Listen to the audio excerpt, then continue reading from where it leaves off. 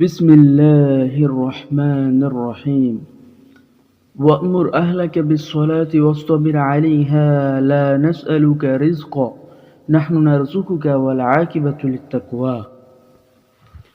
অর্থাৎ, হে আমার প্রিয় নবী, আপনার পরিবারস্থ সবাইকে নামাজের আদেশ দান করুন এবং নিজেও উহার উপর মজবুত থাকুন।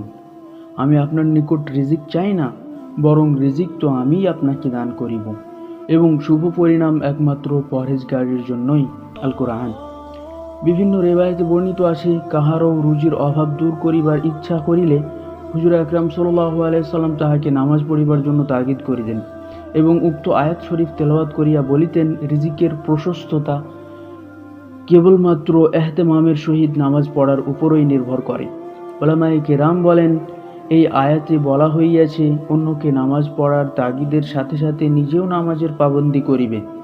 ইহার তাৎপর্য এই যে, উহা অধিক কার্যকারী, কেননা মুবাল্লিগ তাহার তাবলীগের বিষয়বস্তুর উপর যদি স্বয়ং আমল করিয়া দেখান, তবে শ্রোতারা সহজেই উহা কবুল করেন। এজন্যই আল্লাহ পাক আম্বিয়ায়ে কেরামকে হেদায়েতের জন্য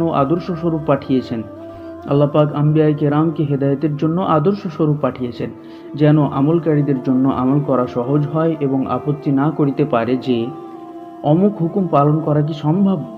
অতঃপর রিজিকের ওয়াদা করার ভিতর এই হিকমত নিহিত রহিয়াছে যে, সময় মতো নামাজ আদায় করিলে বাহত অনেক সময় ব্যবসা বাণিজ্য ইত্যাদিতে কিছুটা ক্ষতিই পরিলক্ষিত হয়। তাই বলিয়া দিলেন যে, রিজিকের চিন্তা আপনি করিবেন না, ইহা তো আমারই দায়িত্ব। আল্লাহ বলছেন, রিজিকের দায়িত্ব আমার।